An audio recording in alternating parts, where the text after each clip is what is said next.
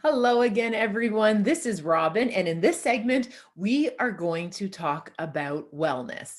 Now, I believe that wellness has gotten a lot of attention in this last year. A lot of folks are talking about wellness in a pretty significant way. For us to be able to successfully navigate a global pandemic, the conversations about wellness had to come top of mind. So I see it in the media, I see it when I'm working with organizations, and I know a lot of folks are talking about wellness. But I do think that the current definition of wellness, it does need a bit of a reckoning. What I have observed is that the health industry has really commandeered our understanding of wellness recently. And this, I don't think, happened overnight. I think this has been a slow, a steady kind of erosion that's happened. And when I hear people talking about wellness now, what most people are talking about is physical health, which means this idea of sleep, nutrition, exercise, and the absence of disease. Now, that is physical health, and that does equal physical wellness, but that is only one dimension. That is only one area of wellness. When I work with a broader definition of a wellness dimension, physical is very important, absolutely. But again, that's just one spoke on a bigger wheel. So I want to tell you about the other areas of wellness because when I am working with persons, frontline workers, caregivers, all of different sorts from different backgrounds, we see that when we have a broader definition of wellness, we're able to experience a different way of being. And my invitation for you is to really find what matters most so you can live rightly, so that way you can show up and continue to be of service to others. And when I think about the ultimate goal of wellness, it very much is to shift from self to service, but in a way that honors and preserves you in the process. So let me introduce a different way of thinking about wellness. So yes, we know it is physical. There's no arguing there. We know that. But it's also emotional. Your thoughts need a safe place to land in your mind. You need to feel psychological safety. You need to know that your emotions are honored and valued. In our culture, we really push away emotions as not being valid or being really destructive. Emotions are part of what makes us us. Our emotions are data points. They let us know what's happening on the inside. Our emotional health is crucial. Emotional wellness is very important. Another dimension of wellness that we see is what we call the social dimension. It means being part of community. And in my work on resiliency, this reconnects to that sense of belonging. It is absolutely important that we have people around us who support us. And one of the observations I see in my work is the circles tend to get smaller when they get more real. So there's folks who have tons of networks, tons of followers, tons of friends. But then when we really think about what matters most or who is there for you when you need support or you need to receive, those circles get pretty small. And it's okay to have a smaller circle. It might be little, but I'm sure it's mighty. So understanding that social piece is so important. Now, just as a wee bit of a side, a lot of folks I've been talking to have shared with me that they're worried that they're becoming even extra introverted during the current COVID season. And what I let folks know is just to be patient with ourselves. There's no right or wrong way to do social. It's in the way that makes you feel supported, where you can give and you can receive and you feel worthy and feel as though you belong, where you are your most authentic self. Now, other than just that physical, other than just emotional and social, there's also environmental wellness. And this is a very big concept that we talk about in terms of like where we're showing up in our space. So I often let people know that this is kind of inside outside. So inside, we want to make sure that your basic needs are met. We want to make sure that you have space where you feel safe, where you feel secure, where there's a little bit of certainty when all possible. Your space matters. Now, I always let my household know when I'm feeling overwhelmed and not feeling very well, usually my space is pretty chaotic, right? My car is a mess, my office is a mess, and you wouldn't be able to find my dresser. When I'm feeling well, I actually know that there's more order in my physical space. Now, this doesn't mean we have to be like totally neat and have everything in place in perfection, but it's understanding that what's around us is going to contribute to us being well. Now, I can let you know, as a mom of 3 teenagers, I have surrendered kind of the whole house being in order. That's not something that's sustainable or realistic, but where I do hold my ground is a clean kitchen in the morning. I need to have a clean kitchen in the morning. For some reason, that environmental start helps me start my day on the right footing. So inside, the environment matters. Now, this is a bigger conversation because outside also matters too. We're called to be eco stewards of the land. We need to be honoring and respecting the land in which we are part of. Our environment matters. This is part of wellness. And what's interesting, the research demonstrates when children grow up with this idea of eco stewardship, they become better caregivers of the land. They honor and respect the lands. We have to make sure environmentally we have those parts in check as well. Now, another dimension of wellness is spirituality. Now, I appreciate that for some people and don't like talking about this. It's kind of like politics and money, but spirituality matters to the people who practice it. And what we see is that when we look at some of the common themes of world religions, there are these themes that really talk about knowing where we can find peace, knowing to surrender, where we're able to find our value systems. So I want you to think about this as your wellness in terms of being connected to something bigger than ourselves, something greater than ourselves. And again, what that looks like for you, I honor and respect each person's freedom to express what that spirituality means to you, but I don't want it to get neglected because when we look around, people don't talk about it. If you find your faith and your capacity for resiliency and your deep sense of wellness within your faith base or your spirituality or your religious practices, that's part of wellness. We have to make sure to nurture that part of us that is searching for meaning and for purpose. Now, when I think about this idea that sometimes people struggle with this, there are areas where this is uncomfortable for people. So we're not saying that, you have to figure this out, but it's knowing that we do have a purpose. That's something that I subscribe to. We all have kind of a personal legend that we are trying to fulfill, and understanding that idea of purpose and meaning and values. It's absolutely crucial to wellness. Now, another dimension of wellness that people don't always think about is our financial wellness. You have to have your basic needs met for you to have psychological safety. And when we think about our basic financial needs, this is something that is absolutely crucial.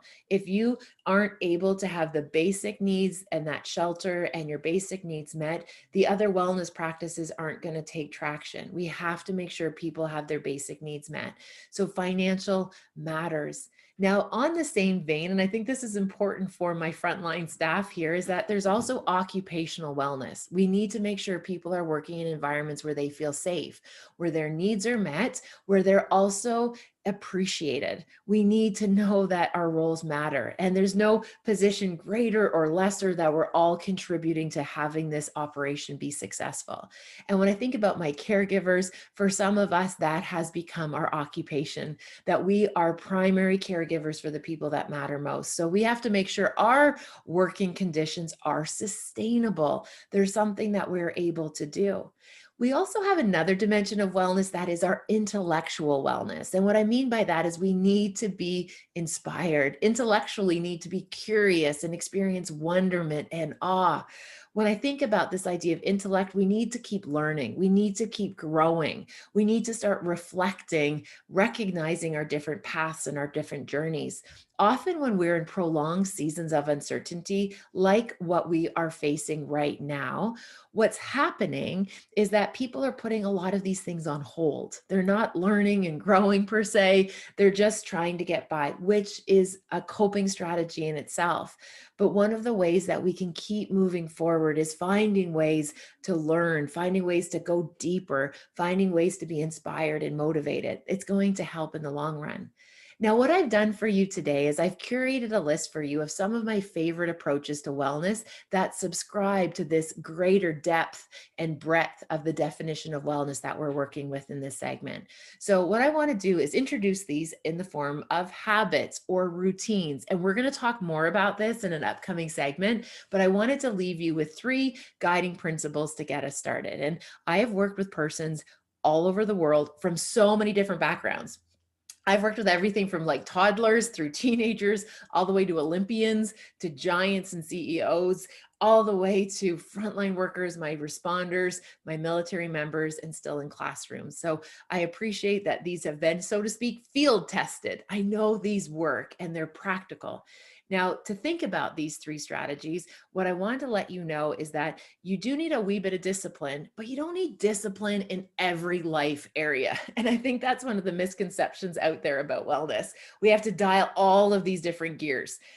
I don't think we need to have wellness in that sense of everything dialed in and discipline across the board from morning to night, because as creatures, we like our freedom and flexibility. So we don't need rigidness all the way through. So these are small suggestions, but I hope you see the value add here.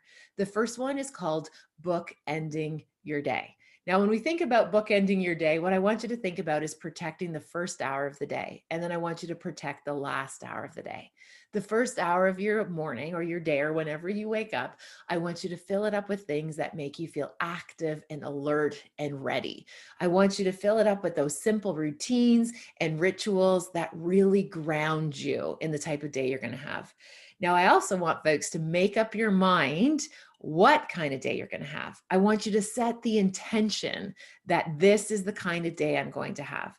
And I can let you know, as somebody who has lots of kind of things on the go and lots of emails, for example, that are coming in, I do not open my email without deciding first what kind of day I'm going to have, because I know that inbox is going to throw me for a loop. It's going to throw me in lots of different directions.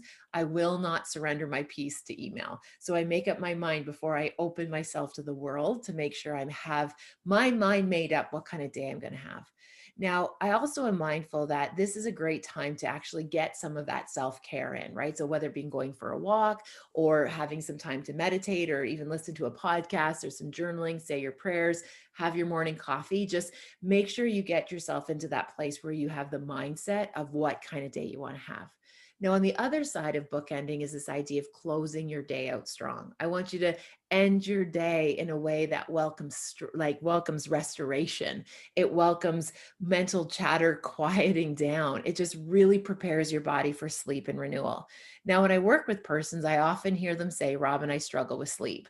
And I also see that their bedtime rituals aren't really preparing their bodies for sleep. So before you prepare your body for rest, you need to do some wind downs, quiet that mental chatter, and find your peace. I believe that you won't be able to sleep if you don't have peace. You have to surrender. You need to find whatever that is for you to find that pocket of peace. So then that way you can get some good rest. So that's bookending, starting your morning, winning your morning, and signing off at the end of the day in a way that serves you. That routine, that rhythm, that ritual that's going to help you get good rest. Now, the second suggestion I have for you here is called day mapping. And let me tell you, this is a game changer. It's very straightforward, but it has significant impact on how you feel.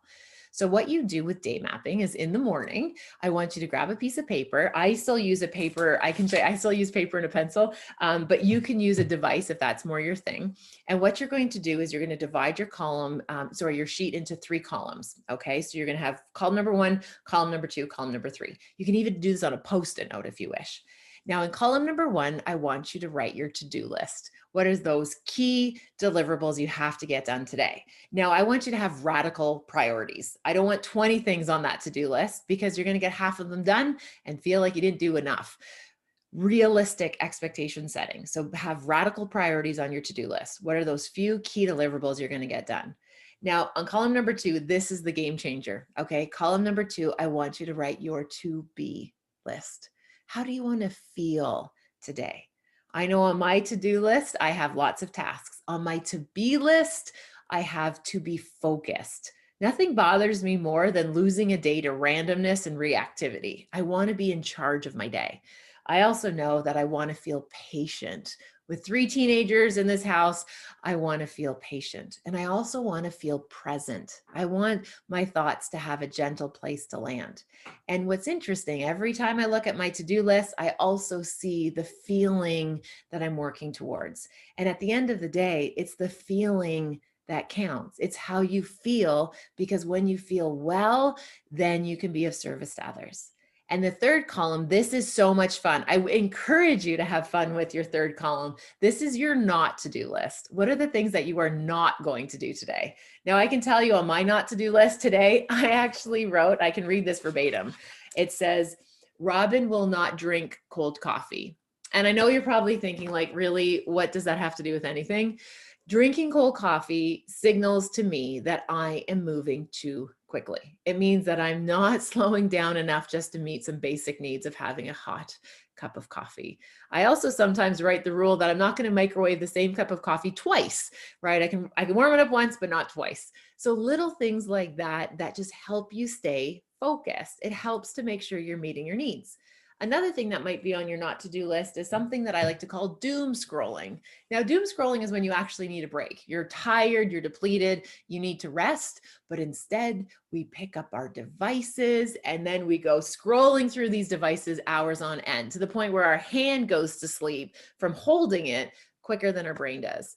So I want us to maybe set the intention of not doing that doom scrolling. That's numbing behavior. It doesn't serve you. And that just leads into this need to multitask, which we're going to talk about in our next segment.